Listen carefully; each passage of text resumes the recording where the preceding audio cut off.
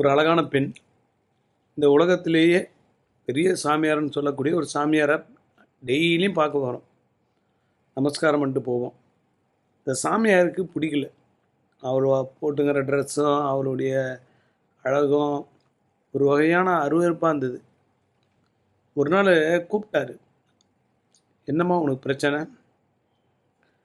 ஐயா, நான் பாவம் பண்ணின்ற தொழில் தான் செய்கிறேன், எனக்கு தெரியும். நீ விலை மாது தானே, உடம்பு விற்று தானே சம்பாதிக்கிற. எனக்கு தெரியும் போ அப்படின்னு ஒவ்வொரு முறையும் அலட்சியம் பண்ணுவார்.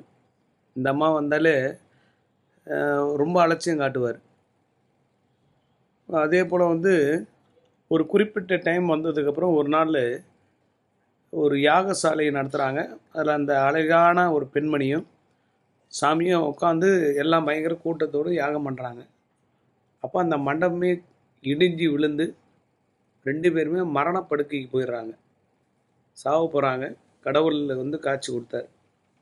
இந்த பாருப்பா, நீ பெரிய சாமியார் தான், ஆனால் நீ என்ன வச்சுக்கிட்டு உன்னை பெருமைப்படுத்திக்கிற.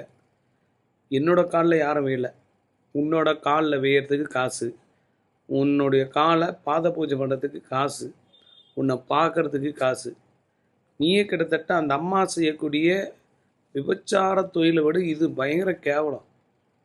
அந்த அம்மாவனா பரவாயில்ல, சுகம் காணாத ஒரு சில ஆண்களுக்காக தன் உடம்பை தியாகம் பண்ணுறான்.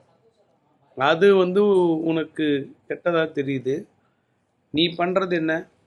ஏழைங்களுக்கு எதுவும் கொடுக்கறதில்ல, ஆசீர்வாதம் மட்டும் பண்ணுற. பணக்காரன் வந்தால் ஆப்பிள் எடுத்து கொடுக்குற, சாத்துக்குடி எடுத்து கொடுக்குற, மாதுளை எடுத்து கொடுக்குற. அப்போ நீ ஒரு சுயநலவாதி தானே. அந்த அம்மா செய்கிற தொழிலை விட நீ பண்ணுற தொழில் மிகப்பெரிய கேவலன்ட்டார். இப்போ 2 பேருமே சொர்க்கத்துக்கு அனுப்புவதில் நரகத்துக்கு தான் அனுப்ப போகிறேன் அப்படின்னு கடவுள் சிரிச்சிட்டு மறைஞ்சிட்டாராம்.